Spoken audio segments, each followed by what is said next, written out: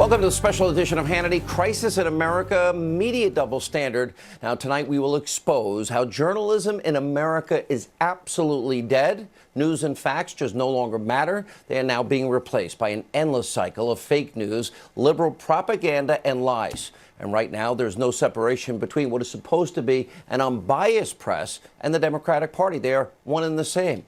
Now, the perfect example comes from liberal fake news, CNN.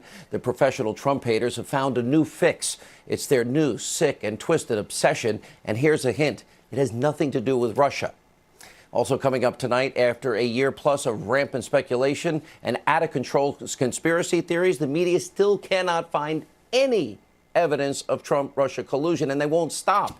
And also, new exclusive reporting tonight from The Hill. The Uranium One's FBI informant speaks out right here tonight about Clinton corruption and the disastrous Uranium One deal. The media has been ignoring it, something you'll only see on Hannity.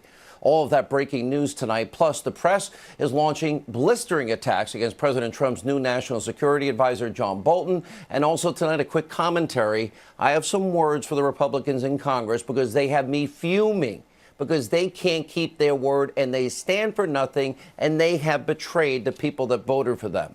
But first, tonight's important breaking news opening monologue. All right, we start tonight with the big breaking developments. The chief of fake news CNN, soon to be scandal plagued, Jeff Zucker, he has a new obsession. And here's what we mean. Profanity-laced 24/7 coverage that would make a sailor blush is no longer enough for Jeff Zucker and his liberal fake news cohorts. Well, the Bleep Hole Network is now looking for new ways to outdo this despicable coverage up to date.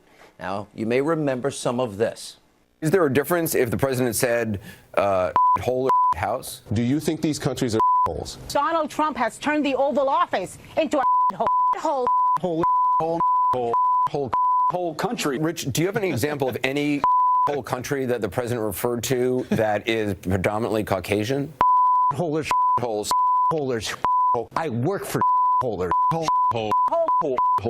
I'm proud to be a holder. Now, part of that is funny, but it's also really sad. According to the Media Research Center, fake news CNN, they dropped the bleep hole 195 times in one day during their round-the-clock bleep hole-obsessed coverage. But now that depravity, that's not good enough. So Jeff Zucker is now trying a new tactic to hold up his ever-sinking and shrinking audience. Take a look. The so-called Facts First Network has a new fixation. It's like softcore porn. That's right. This is CNN. Well, after the pathetic Trump-Russia collusion conspiracy blew up in their faces, CNN is going absolutely wild, wall-to-wall speculation about a consensual relationship between the president going back 12 years or so ago with a former porn star or current porn star, Stormy Daniels. It's Stormy 24/7. Now take a look at what CNN now considers journalism. Stormy Daniels, I know you've heard a ton about that, and we have to see where that case goes and what this interview is about. Well, is that possible to come up in the Stormy Daniels lawsuit? Will she be able to say, hey, look, this lawyer is involved in a whole bunch of different things here? This could be the last nail in the coffin. Yeah. Stormy Daniels is causing stormy weather. Porn star Stormy Daniels claims President Trump broke the law, had her bullied. Does Stormy Daniels have the president's number? It sure seems that way. President Trump might have met his match with Stormy Daniels. How is Stormy weathering this? Stormy speaks. We're hearing quite a bit from Stormy Daniels. Stormy, in her own words, isn't going anywhere. Stormy Daniels has a good lawyer. The porn star Stormy Daniels was telling the truth. Stormy Daniels is on a tear. Quick preview of Stormy Daniels' interview this Sunday. Breaking news that Stormy Daniels. Stormy Daniels. Stormy Daniels. Stormy Daniels. Stormy Daniels. Stormy Daniels. Stormy Daniels. Stormy Daniels. The reason he can't engage with Stormy Daniels is because she's got his number. And even a porn star can't quite satisfy Jeff Zucker's new obsession. Anderson Cooper tracked down Karen McDougal, former Playboy playmate. Well, she is alleging that she had a consensual relationship with Donald Trump over a decade ago. But pay close attention to Anderson Cooper's kind of creepy questions during this interview. Take a listen. You'd worked for Playboy for some time. You could see him looking at you. Would he call you? He would call me, I would call him, vice versa. So you had his phone number. When he called, did his number show up on the phone? Were you attracted to him? So the sex was consensual? You said it. You sort of ended on a strange note. So, what happened after you had been intimate? Did he actually try to hand you money? Did he ever compare you to any of his kids? I mean, this is a hard question to ask. But you said you had had sex that first time. All these times you saw him, this was an ongoing sexual relationship. Absolutely. Can you estimate how many times you actually saw him? Yes. You were intimate. Yes. Many dozens of times. This is another tough question, and again, you don't have to answer it, but it's been raised with other people. Did he ever use protection? This went on 2 hours, an alleged consensual relationship. Oh, and she voted for Donald Trump. Jeff Zucker, is this what you consider journalism from your top so-called news anchor? You're really proud of this? We can only assume that you are, because that is all your fake news network has now been covering for about 2 straight weeks. And fake news CNN, they're not alone. The entire liberal mainstream media has been salivating over this every single day and every detail. And of course, this isn't even the case. Remember when it came to Bill Clinton's accusers? Very different stories. For decades, the mainstream media has either completely ignored or barely covered the stories of Juanita Broaddrick, Paula Jones, Kathleen Willey. In fact, take a look at how Clinton's sycophant, Andrea Mitchell, tried to smear and discredit Juanita Broaddrick during the 2016 election in reaction to an interview we did with then candidate Donald Trump. Take a look. It's about groping and fondling and touching against a woman's will. And rape. And rape. Donald Trump using that word unprompted during an interview last night with Fox News' Sean Hannity, bringing up a discredited and long-denied accusation against former President Bill Clinton, dating back to 1978 when he was Arkansas Attorney General. Andrea is just disgraceful. And what is even worse is NBC edited their online version of that clip and removed Andrea Mitchell using the word discredited. And by the way, take a look at some of these numbers from the Media Research Center. 1994, remember Paula Jones? She came forward with details about Bill Clinton sexually harassing her and exposing himself to her. She didn't know him. Now, CBS, NBC, they totally ignored the story. ABC gave it a whopping 16 seconds of coverage. And then in 1997, when Paula Jones' legal team subpoenaed Kathleen Willey, well, CBS and NBC, they gave it a paltry 1 minute, 34 seconds of coverage. ABC, well, they didn't bother to even do the story. And that same day, CNN, their evening newscast, spent a whopping 26 seconds on the story. And in 1998, when news broke about Juanita Broaddrick accusing Bill Clinton of raping her, ABC, CBS, they didn't care. NBC did spend 7 minutes covering the story, as they should have. This is all shameful, and it proves just how abusively biased, hypocritical the media in this country is. The Media Research Center, they searched their archives, and they found these examples of the liberal press attacking Paula Jones. Remember, she won her lawsuit against Bill Clinton. Take a look. Yes, the case is being fomented by right-wing nuts. And yes, she's not a very credible witness, and it's really not a law case at all.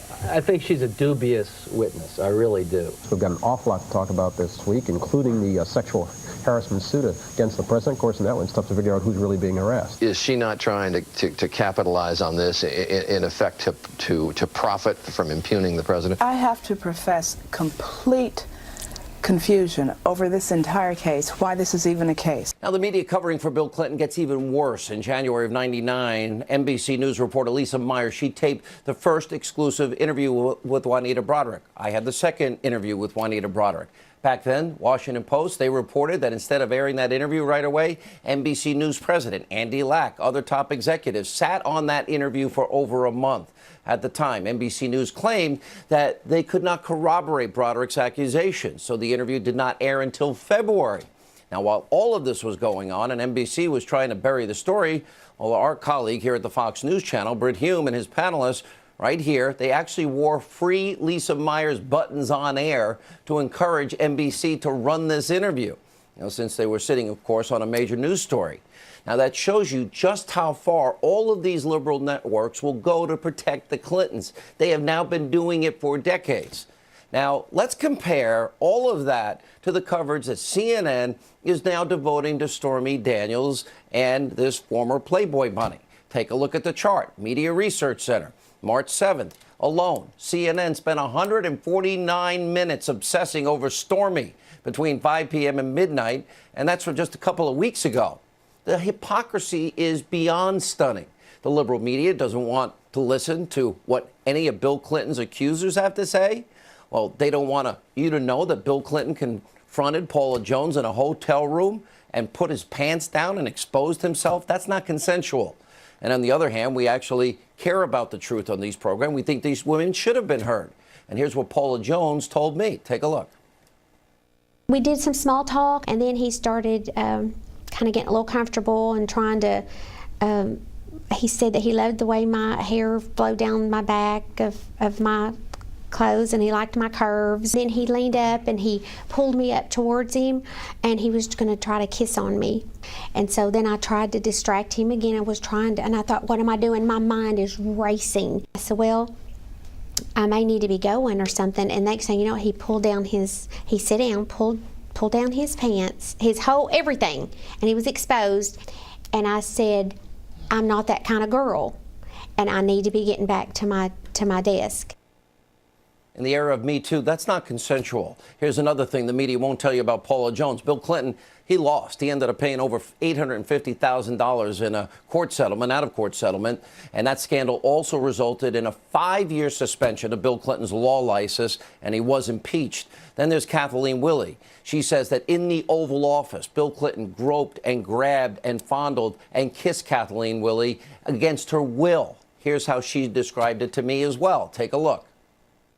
No woman should be subjected to it. But it was an assault. He assaulted you. Yes. He touched, grabbed, fondled, and kissed you against your will. Yes.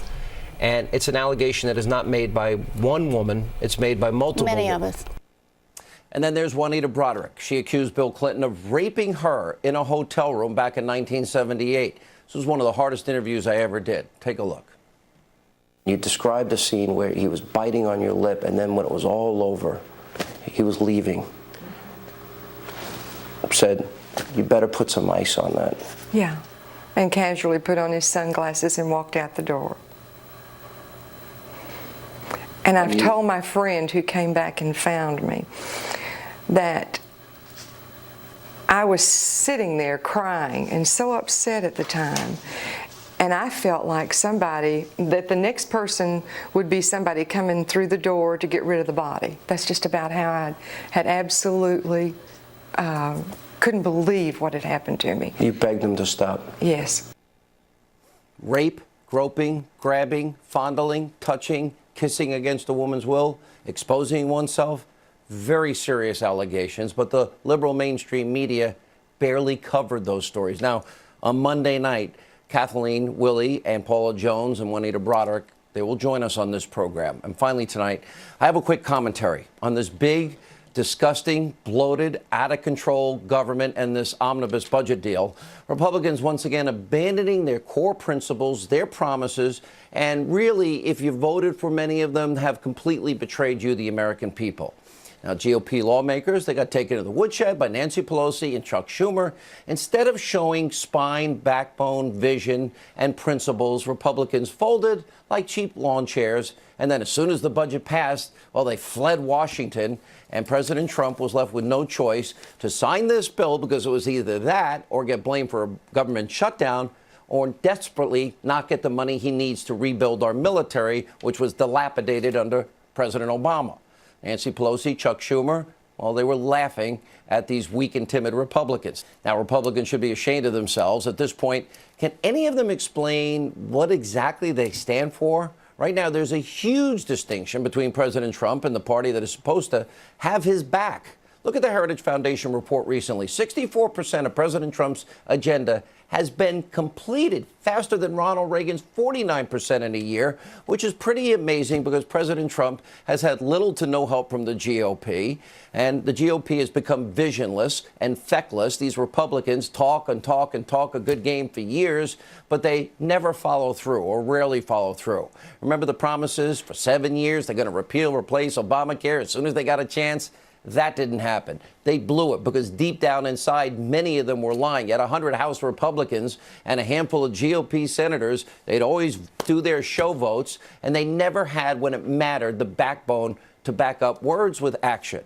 The whole thing is disgraceful, and quite honestly, it gives Democrats pretty much everything they wanted, billions in new spending. Meanwhile, the border wall does not get completely funded. Hundreds of miles of wall should be built and built immediately. That's also good politics. And as the president said today, he'll never sign a bill like this again because the military was so depleted. Well, he was angry he had to sign it because this was the only way he felt he can get the money. I personally wish the president vetoed this bill, made them stay in Washington, make them keep their promises. What happened to the Republican Party? Whatever happened to that party that believed in fiscal responsibility? We now need a revitalized second party, Republican Party. They need to go back to their core principles. If they don't, by November, they will have nobody to blame but themselves.